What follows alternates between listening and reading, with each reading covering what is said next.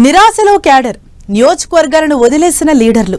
ఓటమి తర్వాత వైసీపీలో ఒక్కసారిగా జోష్ తగ్గింది. లీడర్లు యాక్టివ్గా లేకపోవడంతో కార్యకర్తలు అయోమయంలో పడ్డ పరిస్థితి. కానీ కొన్ని నియోజకవర్గాల్లో మాత్రం సీన్ మరోలా ఉంది. రాబోయే ఎన్నికలు టికెట్ కోసం ఫ్యాన్ పార్టీ లీడర్లు ఇప్పటి నుంచే రచ్చకెక్కుతున్నారు. దీంతో వైసీపీల పరిస్థితులు గమ్మత్తుగా ఉన్నాయట.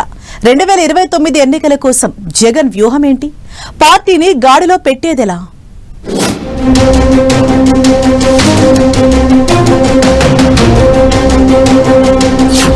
ఓవైపు నిరాశ, ఇంకోవైపు వర్గపోరు. వైసీపీలో డిఫరెంట్ సీన్. చాలా నియోజకవర్గాల్లో యాక్టివ్గా లేని ఇన్ఛార్జీలు, కొన్ని నియోజకవర్గాల్లో ఇప్పటి నుంచే టికెట్ రేసు. ఎమ్మిగనూరు వైసీపీలో రచ్చకెక్కిన వర్గ విభేదాలు. రాబోయే ఎన్నికల్లో టికెట్ కోసం లీడర్ల కుస్తీ. 2024 అసెంబ్లీ ఎన్నికల్లో ఓడినప్పటి నుంచి వైసీపీ డిఫరెంట్ సిచ్యువేషన్స్ ను ఫేస్ చేస్తోంది. అధికారంలో ఉన్నప్పుడు పార్టీలో అంతా తామేనని ముందుండి నడిచిన నేతలంతా సైలెంట్ అయిపోయారు. మాజీ మంత్రులు, కీలక పదవులు చేపట్టిన నేతలు ఓడిపోగానే సైలెంట్ మోడ్ లోకి వెళ్లిపోయారు. చాలా నియోజకవర్గాలకు ఇన్ఛార్జీలు కూడా లేని పరిస్థితి. ఇప్పుడిప్పుడే నియోజకవర్గ ఇన్ఛార్జీలను నియమించడం, ఇన్ఛార్జీలు యాక్టివ్ గా లేని నియోజకవర్గాల్లో మరొకరికి బాధ్యతలు అప్పగించడం వంటి డెసిషన్ తీసుకుంటున్నారు వైసీపీ అధినేత జగన్. ఈ క్రమంలో పార్టీ యాక్టివిటీ ముందుండి నడిపించే నాయకులు లేక జిల్లాల్లో క్యాడర్ నిరాశలో ఉందన్నది వైసీపీ వర్గాల టాక్. చాలా నియోజకవర్గాల్లో వైసీపీ క్యాడర్, లీడర్లు సైలెంట్ మోడ్ లోనే ఉన్న పరిస్థితి. కానీ కొన్ని నియోజకవర్గాల్లో మాత్రం ఇప్పటి నుంచే టికెట్ ఫైట్ నడుస్తోంది. రాబోయే ఎన్నికల్లో ఫ్యాన్ పార్టీ అభ్యర్థిగా బరిలోకి దిగేందుకు గ్రౌండ్ ప్రిపేర్ చేసుకుంటున్నారు నేతలు. నియోజకవర్గ ఇన్ఛార్జ్ బాధ్యతల కోసం ఓవైపు, ఇన్ఛార్జ్ బాధ్యతల నుంచి తప్పించినా అదే నియోజకవర్గంలో కంటిన్యూ అయ్యేందుకు మరికొందరు ఎవరి ప్రయత్నాల్లో వారు బిజీగా ఉన్నారు.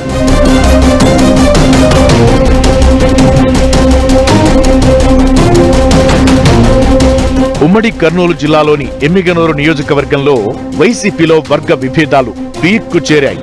వచ్చే ఎన్నికల్లో పోటీ చేసేందుకు మాజీ ఎంపీ బుట్టా రేణుక, మరోవైపు యువ నాయకుడు రాజీవ్ రెడ్డి తీవ్ర ప్రయత్నాలు చేస్తున్నారు.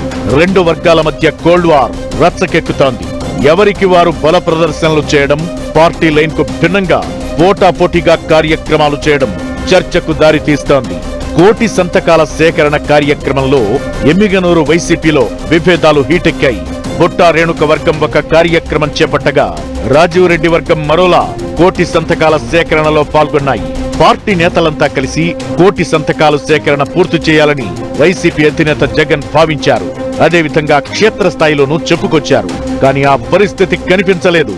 ఇతర చోట్ల పరిస్థితి ఎలా ఉన్నా ఎమ్మిగనూరులో మాత్రం బుట్టా రేణుక వర్సెస్ రాజీవ్ రెడ్డి వర్గపోరు మరోసారి హాట్ టాపిక్ అయింది.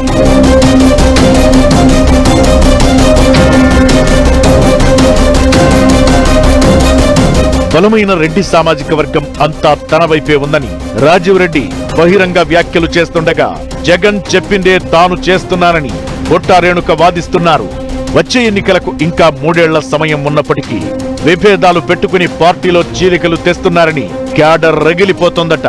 ఎవరి తరపున మాట్లాడితే ఎవరికి కోపం వస్తుందో, ఏ నేతకు మద్దతు తెలిపితే ఎవరికి కోపం వస్తుందోనన్న డైలమా కార్యకర్తల్లో నెలకొందట. ఇటు బుట్ట, అటు రాజీవ్ రెడ్డి వర్గాలు ఆర్థికంగా బలంగా ఉండడం, రెండు వర్గాలకు అంతో ఇంతో ప్రజాబలం ఉండడంతో ఎవరినీ కాదనలేని పరిస్థితిలో పార్టీ అధిష్టానం ఉందట. ఎమ్మిగనూరులో పరిణామాలను పార్టీ అధిష్టానం సీరియస్ గా తీసుకోకపోవడానికి ఇదే కారణమంటున్నారు. టికెట్ ఫైటే కాదు, ప్రజల్లోకి వెళ్లేప్పుడు కూడా ఎవరికి వారుగా వెళ్లడం, ఎవరికి వారుగా కార్యక్రమాలు చేపట్టడం వంటివి క్యాడర్లో ఆందోళనకు దారితీస్తున్నాయట. అయితే 2024 ఎన్నికల్లో ఎమ్మిగనూరు నుంచి బుట్టా రేణుక పోటీ చేశారు.